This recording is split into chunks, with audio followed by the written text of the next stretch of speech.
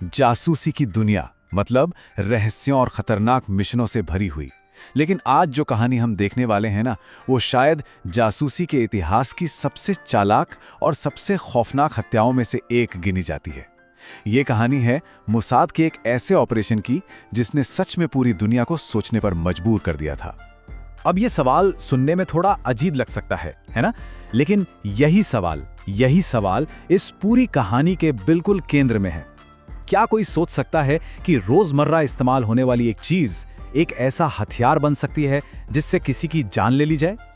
Mossad की इस कहानी में इसी सवाल का जवाब छिपा है। तो आखिर ये सब शुरू कहां से हुआ?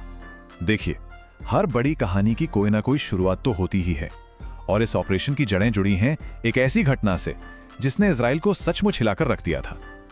यह समझने के लिए कि मोसाद ने इतना बड़ा, इतना खतरनाक कदम क्यों उठाया, हमें थोड़ा पीछे जाना होगा। एक अपहरण की कहानी में जिसने सब कुछ बदल दिया। यह सिर्फ एक मिशन नहीं था, यह एक बदला था। साल था 1976। एयर फ्रांस की एक फ्लाइट 139 उसे हाईजैक कर लिया गया। ये घटना इजराइल के लिए एक बहुत बड़ा झटका थी, और जिस शख्स ने इस पूरे अपहरण की योजना बनाई थी वो मोसाद का सबसे बड़ा दुश्मन बन गया। बस यहीं से बदले की इस कहानी की शुरुआत हुई। तो सवाल यह है कि ये मास्टरमाइंड था कौन? इसका नाम था वादी हद्दाद। वो popular front for the liberation of फिलिस्तीन यानी पीएफ का लीडर था। और सिर्फ 1976 का एयर फ्रांस हाईजैक ही नहीं, ऐसी कई आतंकी घटनाओं के पीछे उसी का दिमाग था। इस अपहरण के बाद तो हद्दाद इजरायली खुफिया एजेंसी मोसाद की हिट लिस्ट में सीधा टॉप पर आ गया। अच्छा, तो एक नजर डालते हैं कि यह सब कुछ हुआ कैसे, मतलब पूरी टाइमलाइन क्या थी। 1976 में हुआ वो अपहरण।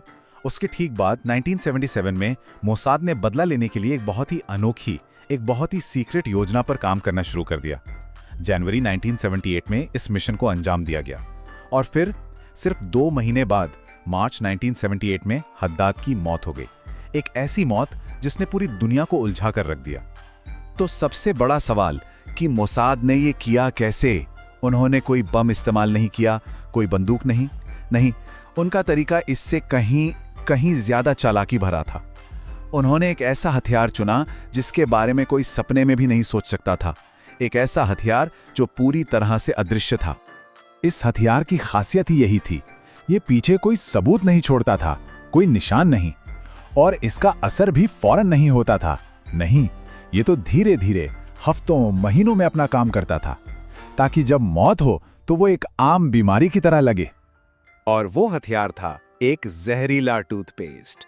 हाँ, बिल्कुल सही सुना। एक मामूली सा टूथपेस्ट इजरायली साइंटिस्ट ने एक ऐसा खास जहर बनाया था जो ब्रश करते वक्त मसूड़ों से धीरे धीरे खून में मिल जाता था। ये प्लान इतना जीनियस इसलिए था क्योंकि भाई कौन अपनी रोज की टूथपेस्ट पे शक करेगा। ठीक है, जहरीला टूथपेस्ट तो तैयार हो गया था, लेकिन अब अगला सवाल, उसे हद्दाद के बाथरूम तक पहुंचाएगा कौन? इस प्लान को पूरा करने के लिए एक बहुत ही खास इंसान की जरूरत थी। एक ऐसा एजेंट जो हद्दाद के बहुत करीब हो और बिना किसी को भनक लगे इस अदृश्य हथियार को सही जगह पर रख सके। इस मिशन के लिए चाहिए था एक इनसाइडर, कोई अंदर का आदमी। और इस काम के लिए मोसाद ने एक एजेंट को चुना जिसका कोड नेम था एजेंट सैडनेस। यह एजेंट हद्दाद के भरोसेमंद लोगों में से एक था, जिसे उसके घर और ऑफिस में आने जाने की पूरी छूट थी। मतलब पूरे मिशन का दारोमदार इसी एजेंट के कंधों पर था। मिशन का सबसे मुश्किल और नाजुक हिस्सा था वो अदला बदली। इसे 4 स्टेप्स में पूरा किया जाना था। पहला, सही मौके का इंतजार करो। दूसरा, हद्दाद के असली टूथपेस्ट को जहरीले वाले से बदल दो। तीसरा, जो कि सबसे जरूरी था, यह पक्का करो कि नई पैकिंग बिल्कुल असली जैसी दिखे ताकि जरा सा भी शक ना हो। और चौथा और आखिरी स्टेप, बिना कोई सुराग छोड़े वहां से निकल जाओ। और फिर वो दिन आ ही गया, 10 जनवरी 1978। इसी दिन एजेंट सैडनेस ने बड़ी ही सफाई से इस काम को अंजाम दिया। अब हद्दाद के बाथरूम में एक जानलेवा हथियार रखा था, एक मामूली टूथपेस्ट के भेस में। अदला बदली कामयाब रही, और अब मोसाद का वो गुप्त हथियार अपना काम करने लगा था। इसके बाद जो हुआ वो एक धीमी, एक अदृश्य मौत की कहानी है। बहुत धीरे धीरे, बिना किसी को पता चले, हद्दाद की जिंदगी खत्म हो रही थी। सोचिए, हर सुबह, हर रात जब भी हद्दाद अपने दांत साफ करता, वो अनजाने में जहर की एक छोटी सी डोज ले रहा था। उसे इस बात का जरा भी अंदाजा नहीं था कि उसकी रोज की एक आम आदत ही उसकी मौत की वजह बन रही है। और यही तरीका तो इसे सबसे खतरनाक बनाता था। जहर सीधे मुंह के अंदर से मसूड़ों के जरिए बहुत धीरे धीरे उसके खून में मिलता जा रहा था। इसका असर इतना धीमा था कि शुरू के कई दिनों तक बीमारी का कोई लक्षण ही नजर नहीं आया। और फिर कुछ हफ्तों बाद हद्दाद की सेहत बिगड़ने लगी।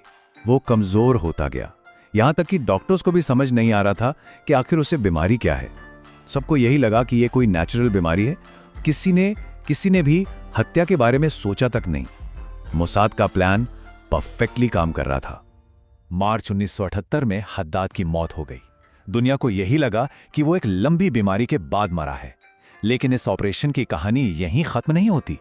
इसने जासूसी की दुनिया में एक ऐसी मिसाल कायम की जो आज भी दुनिया भर की इंटेलिजेंस एजेंसियों के लिए एक सबक है। इस तरह के ऑपरेशन को एक खास नाम दिया जाता है, लो सिग्नेचर असैसिनेशन। इसका मतलब है मारने का एक ऐसा तरीका जिसमें मौत बिल्कुल नेचुरल या एक्सीडेंटल लगे और कातिल का कोई सुराग, कोई सिग्नेचर पीछे ना छूटे। ये मोसाद की सबसे बड़ी जीतों में से एक मानी जाती है। तो आखिर ये ऑपरेशन इतना महत्वपूर्ण क्यों था? देखिए, सबसे पहले तो इसने मोसाद की जबरदस्त प्लानिंग और टेक्निकल स्किल को दुनिया के सामने ला दिया। इसने ये भी साबित कर दिया कि कोई भी रोजमर्रा की चीज एक जानलेवा हथियार बन सकती है। और इसीलिए ये मिशन आज भी दुनिया भर की खुफिया एजेंसियों के लिए एक केस स्टडी की तरह है। आखिर में ये कहानी हमें एक बहुत जरूरी बात सिखाती है। जैसा कि कहा गया है, ये दिखाता है कि कैसे एक छोटी सी रोजमर्रा की चीज भी एक बहुत शक्तिशाली हथियार बन सकती है अगर उसे सही तरीके से इस्तेमाल किया जाए। और ये हमें एक बहुत ही अहम सवाल के साथ छोड़ जाता है। सोचिए, अगर 1970 के दशक में एक टूथपेस्ट के साथ ऐसा किया जा सकता था, तो आज की टेक्नोलॉजी वाली दुनिया में और कौन सी साधारण चीजें हैं जो गुप्त हथियार बन सकती हैं? ये एक ऐसा सवाल है जो वाकई सोचने पर मजबूर करता है।